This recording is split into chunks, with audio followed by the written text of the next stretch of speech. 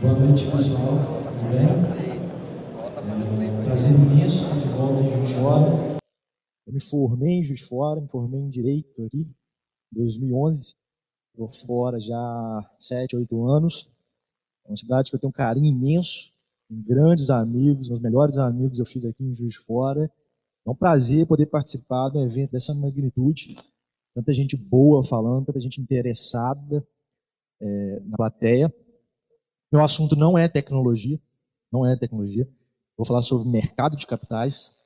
Apesar de eu ser advogado há algum tempo, 4, 5 anos, eu abandonei um pouco o data vênia, a excelência, egrégio tribunal, e fui caminhando cada vez mais para a economia e para o mercado de capitais, que é o tema onde eu leciono e é onde eu trabalho hoje em dia. Meu propósito aqui não é falar sobre bolsa no curto prazo, não é te dar uma dica para ganhar dinheiro em 10, 5 dias, até porque eu não tenho poderes premonitórios e já tem muito youtuber fazendo isso, né? Vendendo vídeos para você ficar rico em uma semana, 15 dias. Né? A visão que eu vou trazer para vocês de mercado de capitais é muito mais estrutural, uma visão macroeconômica. Mercado de capitais como força motriz, como o próximo drive de crescimento do Brasil. Uma mensagem de otimismo. Eu estou muito confiante, eu vou mostrar para vocês pelos indicadores econômicos, pelo diagnóstico que eu vou fazer da economia, que o Brasil tem todo o potencial, uma avenida de crescimento pela frente. Seja pelos indicadores econômicos, seja pelo ambiente regulatório. Eu acredito muito que a gente tem um potencial que a gente não vê em nenhum outro país emergente no mundo. Nenhum outro país emergente no mundo. A gente tem uma avenida de crescimento, de investimento para os próximos 10, 20 anos. Tá? Só que diferente do que aconteceu nos últimos 50, 60 anos, a válvula de crescimento, a engrenagem de crescimento do Brasil não será investimento público, tampouco o mercado de crédito. O Brasil vai crescer, só vai crescer através do mercado de capitais. E a gente vai ver que o mercado de capitais de 2017 para cá vem demonstrando já uma força pujante. E por outro lado, conhecer o mercado de capitais, entender o mercado de capitais para você, pessoa física, né, para o detentor da poupança popular, será essencial para os próximos 10, 20 anos.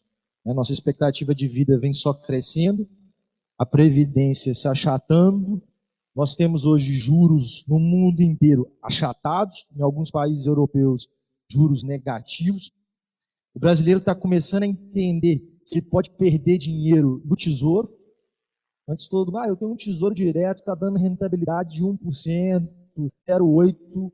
Esse mês o tesouro, a depender do título, deu negativo. O brasileiro não está acostumado com isso. O brasileiro está acostumado a colocar o dinheiro no banco e esperar no final do ano um retorno de 6%, 7%, 8%. E o brasileiro vai precisar de se preparar para esse novo ciclo de crescimento e também para a sua rentabilidade pessoal. E eu vou mostrar para vocês que o mercado de capitais, não com essa visão imediatista, de curto prazo, de ganhar dinheiro em 1 mês, 2 meses, fazendo day trade, mas sim uma visão de longo prazo, uma visão de canalização da poupança popular para o crescimento do Brasil. O Brasil só vai crescer quando a poupança popular for canalizada para investimento, para infraestrutura, e a rentabilidade do trabalhador e uma aposentadoria segura, né? Ou uma aposentadoria onde não tenha um decréscimo na qualidade de vida, né? no potencial de compra, só vai vir se o brasileiro entender como funciona e a importância do mercado de capitais. Bom, antes de entrar no mercado de capitais, é preciso fazer um diagnóstico da nossa economia. E aqui eu queria deixar bem claro que o meu diagnóstico é dissociado de qualquer ideologia política, partidária. Eu vou fazer um diagnóstico simples, um diagnóstico de fato, e muitos dos indicadores que eu vou demonstrar, que eu vou trazer para vocês, não estão ligados a um partido, a um governo específico. Eles foram consolidados ao longo de décadas, tá? Independentemente de partido, de governo, meu objetivo aqui não é falar de política. O objetivo é fazer um diagnóstico da economia e mostrar como o mercado de capitais vai ser o drive de crescimento do Brasil nos próximos anos, crescimento e desenvolvimento econômico. Bom, pessoal, primeiro dado que eu tenho ali num gráfico sobre o crescimento do PIB é bastante alarmante. Para quem não viveu a década de 80, né, a chamada década perdida, onde o Brasil teve o menor crescimento na década da história, não fique triste, porque a gente acabou de vivenciar mais 10 anos, e superar o desempenho pífio da década de 80. O Brasil, nos últimos 10 anos, vai fechar em 2020, com projeção, claro, 2019 e 2020, teve o pior crescimento do PIB dos últimos 120 anos. A década perdida, o Brasil cresceu 1,6%. Nós vamos crescer com projeção 0,9%. Então, assim, foi 2 décadas perdidas. A gente vai crescer metade do que se cresceu na década de 80, né, através de projeção. Esse crescimento pífio do PIB na década, né, o pior nos últimos 120 anos, acabou gerando um dado também bastante alarmante. Que dado é esse? O PIB per capita, né, dividido pela população brasileira, que já era baixo, bem abaixo do chileno, ficou mais baixo ainda. Para vocês terem noção, países pouco expressivos no cenário econômico global, como Peru e Colômbia, se aproximaram no PIB per capita do Brasil. Essa fotografia não é muito boa, porque ela é estática. O mais importante desse gráfico é que Colômbia e Peru estavam bem distantes do Brasil, se aproximaram. Economias que não estão nem entre as 10 maiores economias do mundo. Isso fruto do nosso baixo crescimento, né? O que a gente teve também oriundo desse baixo crescimento? Desemprego 2 dígitos, né? Nós temos hoje no Brasil 13 milhões de desempregados, um desemprego de 12,3%, e temos também uma das maiores dívidas públicas do mundo. O Brasil hoje tem uma dívida pública de quase 4 trilhões. Então, quando vocês veem o ministro Paulo Guedes dizendo o Brasil reconstrói uma Europa por ano pagando juros. Correto. Porque sobre essa dívida, o Brasil tem que pagar juros anual.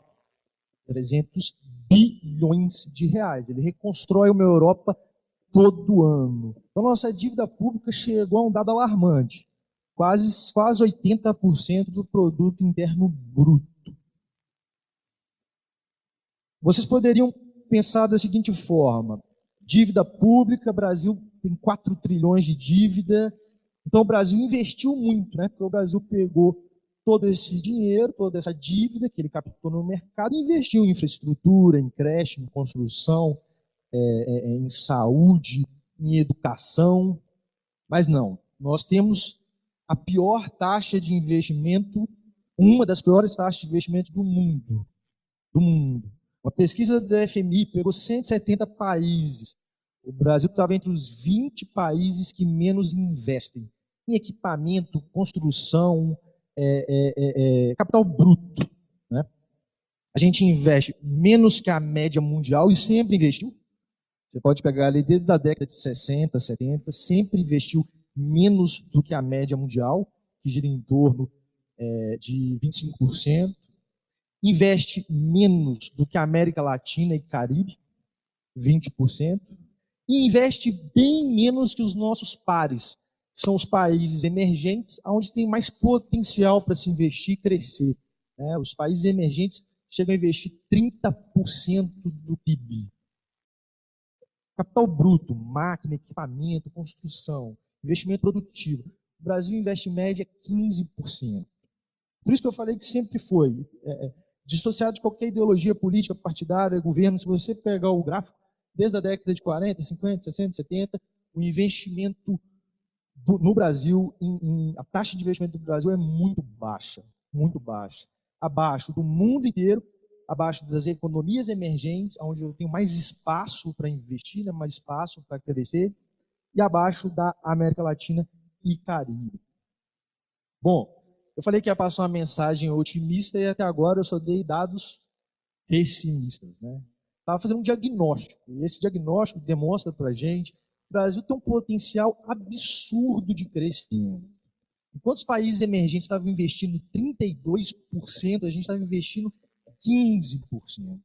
Então, tem condições de viver um ciclo de crescimento nos próximos 10, 20 anos absurdo.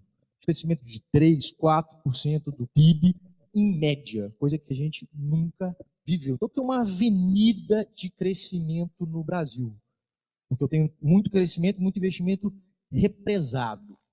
Eu vou começar agora a dar as notícias boas e dizer para vocês, tentar demonstrar de onde vai vir esse crescimento que tem sido tão aclamado, né? O pessoal festejando, o Brasil vai crescer 4%, 5%.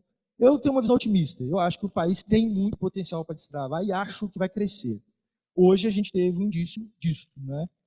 O mercado inteiro apontando um crescimento de PIB no trimestre de 0,2%. O Brasil cresceu o dobro do que o mercado entendia que seria o crescimento brasileiro. O Brasil cresceu 0,4% no trimestre, que é um crescimento bastante relevante, dado esse diagnóstico que eu trouxe para vocês. Então, não é um otimismo bobo, um devaneio. A economia vem demonstrando, sim, resultados sólidos, como nesse trimestre. Bom, nós temos hoje condições propícias para o crescimento. Por quê? Inflação. Inflação totalmente controlada, 3,22%. A meta do Banco Central é 4,25%. Inflação está controlada no Brasil. Europa, a gente tem alguns países que já tem até deflação. Não tem nenhuma perspectiva de crescimento de inflação no Brasil. Então, por isso que eu disse para vocês que os títulos do Tesouro, que são atrelados à inflação, estão dando resultado negativo esse ano. Então, curto, médio prazo, o Brasil não vai ter problema inflacionário. Decorrência disso, nós estamos hoje com a menor taxa de juros na economia brasileira da história. Então, com 6%, significa que eu tenho juros mais baratos para empreender. Ou pelo menos deveria ter juros mais baratos para o empresário empreender, investir. Do outro lado da moeda, significa que você que estava acostumado a comprar um produto bancário e ter uma rentabilidade de 0,8, 0,7 mês, não vai ter mais isso. Não vai ter mais isso. Você vai ter que se reinventar e estudar, porque senão você vai ter um rendimento de 2% real da poupança por ano, ou se você tiver um título atrelado a 100% do CDI, um CDB a 100% do CDI, você vai ter pouco mais de 3% por ano. Lembrando que teve épocas que a gente tinha juros a 14%. Você poderia ter um retorno de 1% ao mês ou mais. Então, juros baixos. Custo de capital das empresas diminui. As empresas vão conseguir captar e investir mais barato. Por outro lado, você vai ter que estudar, você vai ter que entender a dinâmica dos mercados, mercado financeiro e mercado de capitais, se você quiser ter uma rentabilidade maior do que 2% por ano. Isso é bom, isso é importante. Essas são as duas condições econômicas que eu acho que vão impulsionar o mercado de capitais. Mas nós temos também condições regulatórias, novas condições regulatórias no Brasil. Reforma da Previdência. Vocês viram que o Brasil hoje, 78% do PIB é dívida pública, né? Precisa de uma reforma da Previdência, a reforma da Previdência está caminhando. Reforma tributária. Hoje no Brasil se gasta 60 bilhões de reais por ano só com a burocracia para pagar tributo. O empresário gasta em média 2.000 horas por ano para pagar tributo. Nós temos 94 tributos no Brasil. Com reforma tributária, está na agenda econômica também, tem tudo para liberar, melhorar o ambiente de negócios. Desburocratização do ambiente de negócio, né, tornar a vida do empreendedor, tornar a vida do empresário mais fácil.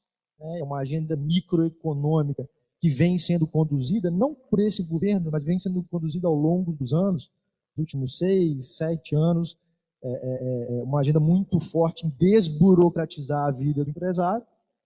Concessões de infraestrutura. Para o Brasil crescer, o Brasil precisa de logística, o Brasil precisa de porto, precisa de ferrovia, precisa de rodovia, precisa de condições para escoar a produção. Né? Isso vem sendo feito ao longo dos anos, nos últimos 10 anos, concessões de aeroportos, de portos, concessões de ferrovias, Norte-Sul, FIOL. e uma agenda muito forte de redução do Estado e privatizações, para levar o Estado para aquelas necessidades vitais, educação, segurança, saúde, e deixar com a iniciativa privada as atividades econômicas, nos casos onde haja um relevante interesse coletivo e a iniciativa privada não consiga preencher aquela atividade econômica, aí sim o Estado atua, mas principalmente deixar que a iniciativa privada toque esses empreendimentos. Bom, eu trouxe para vocês, os indicadores econômicos são bons, inflação, juros, o ambiente regulatório pró-mercado, pró-empreendedorismo, o Estado entendendo que ele deve cuidar das funções vitais, segurança, saúde e educação. Endividamento público vai ser controlado ao longo dos anos, com uma reforma da Previdência, mas eu vou precisar de dinheiro.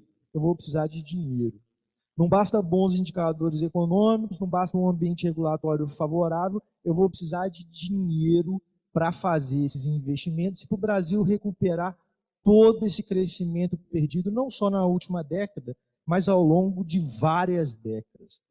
E de onde que vai vir esse dinheiro? De onde que vai vir o dinheiro que o Brasil precisa para crescer, para prosperar nos próximos 10, 20, 30 anos? Se a gente olhar para o passado, o crescimento brasileiro econômico sempre foi baseado ou em funding público, dinheiro público do governo, e não tem nada de errado nisso,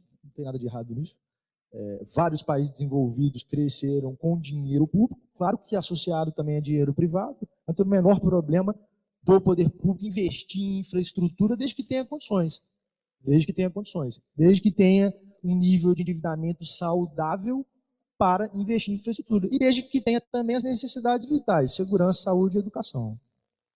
Ou no mercado de crédito. O crescimento brasileiro sempre baseou ou dinheiro público, fundo de banco público, fundo do Tesouro, ou o mercado de crédito, o mercado bancário. Bom, fundo público a gente já viu que não vai ser mais possível, né? Dado o endividamento público acentuado, né? O nível de endividamento público acentuado, o Brasil deve ter déficit primário, não deve conseguir pagar as próprias contas até 2021, 2022. E a máquina, o custeio, né, seja funcionalismo, seja previdência, vai levar todos esses recursos. Né? Então, o funding público esquece, se você olhar a curva de investimento público em infraestrutura, em máquina, construção, ela decresce de forma acentuada. Recurso estrangeiro, né? Então, esse recurso poderia vir para investir, para construir, para comprar máquina de países estrangeiros. A gente vive, né, a cada Twitter aí do presidente dos Estados Unidos, a gente vive uma crise semanal. Né? A economia global vive uma turbulência bastante acentuada, né, nesses últimos meses, muito risco de recessão, e o que tem acontecido é que todos os estados estrangeiros têm fugido, estados desenvolvidos têm fugido dos grandes fundos, dos mercados emergentes, que é o mercado brasileiro, e têm alocado seus recursos em tesouro norte-americano, em ouro, em ativos que eu tenho mais segurança. Então, isso é um movimento global, né? Esse mês, por exemplo, você teve uma saída de 11 bilhões de reais de recursos estrangeiros da Bolsa Brasileira. Esse mês foi o mês onde mais se acentuou a disputa entre Estados Unidos e China. Então, existe um grande temor de uma recessão global, principalmente por conta desse confronto dos China e dos Estados Unidos, e dificilmente o dinheiro vai vir de forma robusta dos estados estrangeiros. Mas tem uma mentira aqui, uma falácia, uma besteira que vem sendo falada, e eu vou provar para vocês, é que o investidor estrangeiro fugiu da Bolsa Brasileira. 20 bilhões negativo, esse dado está equivocado. Eu vou até trazer o gráfico para vocês, que vem sendo reproduzido em alguns veículos da mídia. Mas esse dado não condiz com a realidade. Tá? O investimento estrangeiro na Bolsa Brasileira está positivo em 2019. A depender do critério, 1,6 a 5 bilhões. Então sobrou dois mercados para vir esse dinheiro que vai levar a crescimento econômico nos próximos 15, 20 anos. Mercado de crédito ou mercado de capitais. Bom, mercado de crédito, todo mundo aqui sabe como funciona. Eu tenho a intermediação financeira, eu tenho um banco, né, assumindo o risco de uma operação, emprestando dinheiro para o empreendedor fazer seus investimentos. Então, o poupador coloca o dinheiro no banco e o banco empresta para o empresário fazer seus investimentos. E tem o mercado de capitais, onde eu tenho a desintermediação financeira, onde você aloca os seus recursos, seja em ações, seja em debêntures, seja em CRA, seja em CRI, diretamente dentro dos empreendimentos. Você aloca a sua poupança de curto, médio, longo prazo diretamente dentro de uma empresa, diretamente em um ativo, sem passar por uma intermediação bancária, né? E, obviamente, fica todo com você, né? O banco, no máximo, vai assessorar. Então, tem no sistema financeiro nacional esses dois tipos de mercado. Por que eu defendo tanto que o crescimento e o investimento vai vir do mercado de capitais? E eu vou mostrar que já desde 2017 ele vem se manifestando de forma pujante e não do mercado de crédito. Vamos lá. Mercado de crédito brasileiro extremamente concentrado. Eu tenho hoje 4 bancos dominando 80% de todo o crédito do país. 4 grandes bancos dominando 80% de todo o crédito do país. Sendo que 2 deles são públicos. 2 deles são públicos. Nós temos hoje no Brasil nós estamos entre os 5 maiores spreads do mundo. Mercado bancário. Juros para o empreendedor no mercado bancário. 5 maiores do mundo. Investimento, infraestrutura, equipamento, construção, são investimentos de longo prazo, né? Onde a taxa de retorno que o empreendedor vai ter não é de 2, 3, 4 anos. Ele vai ter esse retorno daqui 8, 10, 15 anos.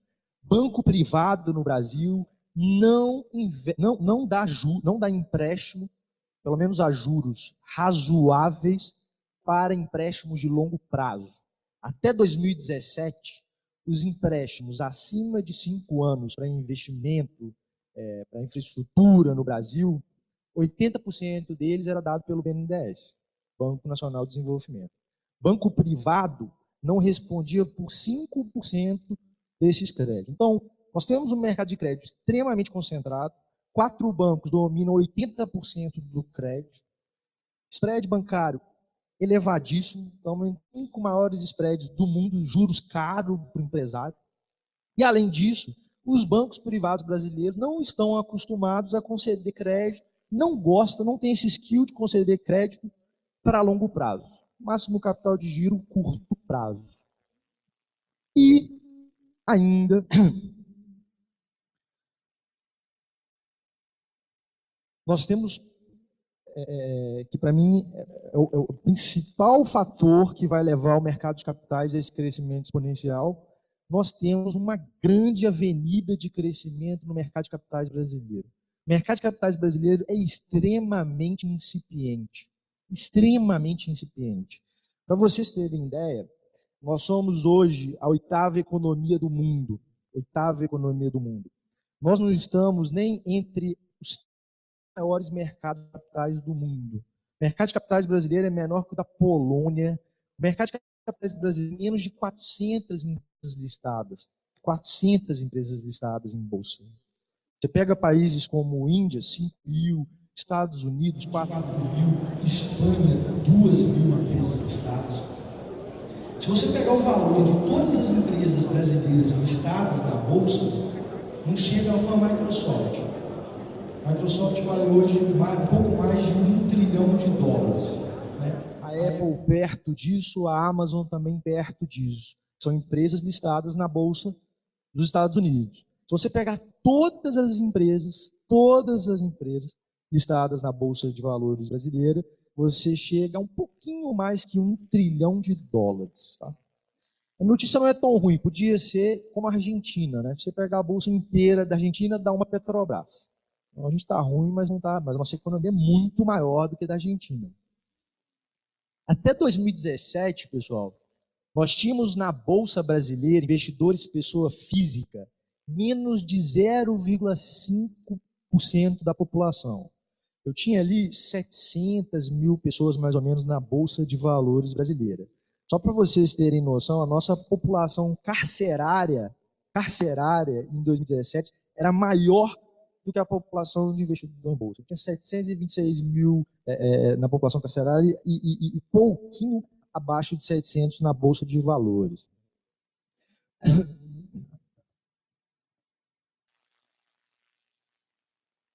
Bom, então, além de eu ter um mercado de capitais extremamente incipiente, né, dado o tamanho da economia brasileira, era para a gente ter ali no mínimo umas 700, 800 empresas listadas, perto de França, Canadá, mais pessoas físicas investindo, Estados Unidos 12% da população investe em bolsa, Arábia Saudita 36%, Canadá 25%, no Brasil 0,5% só que investe em bolsa. Então, além de eu ter toda essa avenida de crescimento no mercado de capitais, dado o tamanho da nossa economia, cada vez mais as condições econômicas vão empurrar a pessoa física para o ambiente do mercado de capitais. Que não seja para ações, mas talvez para um produto de renda fixa, uma debênture, um CRI, um CRA, enfim, outros valores imobiliários ou fundos de investimento.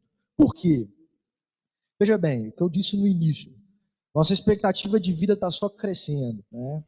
Com a reforma da Previdência e outras reformas, eu vou precisar sempre de poupar mais para a minha condição, qualidade de vida não cair. Com a taxa de juros nesse patamar, e eu acredito que ela deve perdurar por muito tempo nesse patamar, isso é uma tendência global, no mundo inteiro, juros muito baixos, e os países discutindo como reduzir mais ainda os juros para conseguir anabolizar a economia, porque a economia não dá sinais de recuperação. Os investimentos usuais, né, que a gente está acostumado, poupança, 80% dos investidores, que se dizem investidores no Brasil, colocam dinheiro em poupança. Esse tipo de investimento vai render cada vez menos. No caso de poupança, ela vai render 2% de juro real por ano. Veja, se sua expectativa de vida é maior, se eu tenho uma reforma da Previdência, para você não ter um decréscimo na sua qualidade de vida, você vai ter que formar um patrimônio muito mais pujante, um patrimônio muito maior para a sua velhice. E foi por isso que eu disse no começo da palestra, que eu não estou falando aqui em Bolsa de Valores, você ficar milionário em 15 dias e 20 dias. Eu não acredito nisso. Eu acredito na Bolsa de Valores como um mecanismo de canalização da poupança que vai gerar crescimento, porque eu trago um dinheiro barato para as empresas, e para você conseguir no longo prazo, um retorno maior. Se você pegar o desempenho da Bolsa nos últimos 10 anos, por óbvio que tiveram anos, no tipo 2016, que a Bolsa cresceu 40%. Tiveram anos que a Bolsa decresceu 10%. Mas se você fizer uma média em 10 anos, a Bolsa cresceu 13% ao ano. Isso é um dado que revela que o mercado de capitais é, sim, para longo prazo. Tanto para as empresas, para conseguirem funding, recursos para expandir e investir, quanto para a pessoa física poder manter o seu nível de renda. Eu vou trazer alguns dados para vocês aqui, que mostram como esse mercado já vem crescendo de forma despercebida. Tá? O ano de 2019 já é o maior ano do mercado de capitais da história brasileira. Foram emitidos 50 bilhões de reais em oferta de ações até a metade do ano. 50 bilhões de reais em oferta de ações. Estou falando de dinheiro barato que está entrando para dentro das empresas, seja um dinheiro de risco, seja dívida, para permitir o crescimento econômico. 50 bilhões de reais. Foram mais de 20 ofertas públicas na Bolsa Brasileira, seja um IPO, uma oferta inicial, né, de abertura de capital, como, por exemplo, a Neoenergia fez, a Centauro fez, seja um follow-on, uma oferta subsequente para a empresa conseguir mais dinheiro para alavancar os seus negócios. E o que as empresas estão indo para o mercado de capitais fazendo ofertas? Porque o dinheiro é mais barato. A captação é muito mais barata que no mercado de crédito. E porque o dinheiro público, infelizmente, dado o endividamento, não vai servir mais como força motriz para essas atividades econômicas. Para vocês terem noção, essas empresas estão captando com instrumento de dívida a um juros real por ano de 5%, 6%. Um juros muito baixo, através do mercado de capitais. Isso vai trazer para ela redução de custo, vai aumentar o retorno de todos os stakeholders, vai gerar emprego e vai gerar tributo. Esses dois gráficos aqui do lado, acho que não está dando para enxergar muito bem, mas eu vou tentar explicar eles. Um fala do investimento estrangeiro na Bolsa de Valores e outro desmistifica uma falácia de alguns alarmistas que dizem que a Bolsa de Valores brasileira já está em estado de bolha. Hoje eu ouvi muito isso, a Bolsa subiu 2,4%, dado o resultado do PIB, e eu ouvi vários especialistas dizendo que a Bolsa brasileira já é uma bolha. Esses especialistas estão dizendo isso desde quando ela estava 52 mil pontos. Desde quando ela estava 52 mil pontos lá em 2016 e continuou subindo. Esse primeiro gráfico aqui, e ele vem sendo repetido, diz que o investimento estrangeiro no Brasil, na Bolsa brasileira, em 2019, vem caindo de forma acentuada. Aqui está 11 bi, mas em agosto, porque esse dado não tá atualizado, em agosto realmente saiu da Bolsa brasileira 11 bilhões de reais. Então esse número seria 21 bilhões de reais de investidor estrangeiro indo embora da Bolsa brasileira. Esse dado é falacioso. Esse dado não revela o investidor estrangeiro que está entrando nas ofertas públicas que eu mostrei aqui do lado, de 50 bilhões de reais. O investidor estrangeiro, na oposição em Bolsa brasileira, vendeu, mas ele vendeu para comprar mais. Ele vendeu porque ele já tinha chegado no lucro esperado e entrou nessas ofertas novas, que a Centauro, Neoenergia, Petrobras, fizeram, e a posição do estrangeiro na Bolsa brasileira é positiva sim. A depender do critério pode ser de 1,6 a 5 bilhões, diferentemente da posição do investidor estrangeiro em todas as outras economias emergentes. Em todas as outras economias emergentes. Vai pegar México, Argentina. Ali sim, ali a posição estrangeira na Bolsa é negativa. No Brasil não, hoje ela está positiva. Aquele segundo gráfico ali rebate essa falácia que diz que a Bolsa de Valores brasileira é uma bolha. A Bolsa de Valores brasileira é uma bolha, já chegou a níveis, a patamares, hoje superou 100 mil pontos, né? Superou 100 mil pontos, no meio do ano passado estava em 67, 70, então qualquer hora vai estourar e o preço vai desabar. Existe um indicador, tá? Chama preço sobre lucro, para você avaliar o quão alavancada está aquela Bolsa de Valores. Então, você pega o preço da ação, divide pelo lucro. No caso de uma análise global da Bolsa inteira, você pega o preço de todas as ações, divide por todo o lucro e vê se realmente esse indicador está muito alto. Esse indicador na Bolsa brasileira está perto de 11. Tá? Em vários momentos históricos, esse indicador já chegou na Bolsa brasileira a 14, 14,5%. Nos Estados Unidos é 15%. Então eu tenho ainda uma grande avenida de crescimento na Bolsa de Valores. Mauro, você está me dizendo então para amanhã, segunda-feira, eu pegar toda a minha economia e colocar na Bolsa de Valores e daqui 2 semanas vender e ficar milionário. Não estou dizendo isso. Eu disse isso na introdução da minha palestra. Pense em Bolsa de Valores longo prazo. Longo prazo. E também não é para você colocar toda a sua economia na Bolsa de Valores. Não é isso que eu estou dizendo. O que eu estou dizendo para vocês é que a Bolsa não está cara, que a Bolsa não é uma bolha, e com educação financeira, com estudo, é uma excelente alternativa para manter o seu poder aquisitivo. Aqui, pessoal, eu trouxe um dado que envolve não só ação, tá? Envolve também dívida. Então, são as empresas, né? A Petrobras, ao invés de pegar dinheiro em um banco X, ela está emitindo dívida e pegando dinheiro emprestado diretamente de você.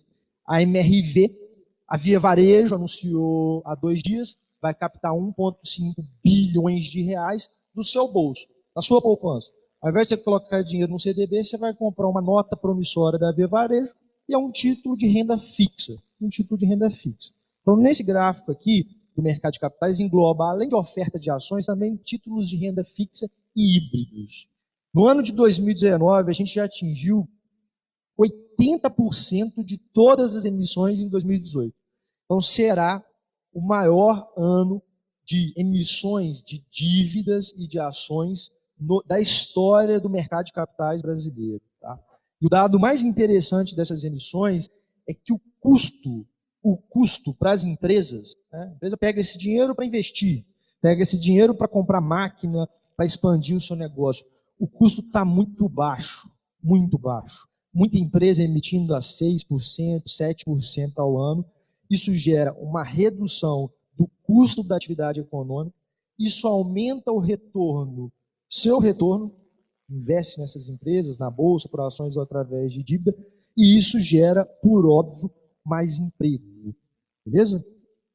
Bom, pessoal, meu tempo está esgotando. Eu vou trazer para vocês 4 mensagens finais que resumem um pouco isso tudo que eu falei aqui, misturado de mercado de capitais, de economia. Bom, o primeiro dado, mercado de capitais brasileiro é incondizente com o tamanho da nossa economia. Tá? Isso por diversos fatores ao longo da história. O próprio Estado competiu muito com o mercado de capitais ao longo da sua história, emitindo títulos de dívida que competiam com os títulos de dívida emitidos por uma Via Varejo, por uma Petrobras. Então você prefere confiar num título do Estado brasileiro soberano do que colocar dinheiro numa Via Varejo, num Ponto Frio, numa Casas Bahia. Mas o mercado de capitais é incondizente, eu tenho uma avenida de crescimento. Segundo ponto, se esse crescimento econômico todo que está por vir, está represado, realmente acontecer, ele não virá do mercado de crédito. Ele não virá do mercado de crédito. E o ano de 2019 já está demonstrando isso para a gente. As empresas estão acessando o mercado de capitais, estão acessando o seu bolso diretamente, ao invés de ir num banco, uma instituição financeira usual, para pegar dinheiro para investir. Terceiro dado, vai ser preciso, infelizmente, ou felizmente para outros, se educar muito do ponto de vista financeiro. A gente vai viver anos, décadas de juros baixos. Na Europa já acontece um fenômeno que se fala que o investidor está pagando o aluguel do cofre no banco. O juros está tão baixo que você coloca o dinheiro dentro do banco e você vai pagar um aluguel. Você vai até perder ao longo do ano, mas você quer segurança. Então, se você não quer perder ao longo do ano, ou se você não quer um juros de 2% ao ano, vai precisar estudar, vai precisar acessar outros mercados dentro do mercado de capitais. E por fim, eu acredito muito no mercado de capitais como indutor de crescimento, porque ele gera, assim, menor custo na atividade produtiva. Ele gera menor custo no investimento. E isso, no médio e longo prazo, isso traz mais retorno para você, acionista, isso traz mais retorno para a companhia, isso gera mais distribuição de renda, emprego e tributo. Pessoal, essa era a mensagem geral que eu queria passar para vocês. É uma mensagem, foi rápido, né? Contextualizar toda a economia e ainda falar da perspectiva não é fácil nesse tempo, mas a minha mensagem é de otimismo. A minha mensagem é que o Brasil vai crescer, vai desenvolver economicamente, não com aqueles pilares do passado, e sim com o mercado de capitais. Obrigado.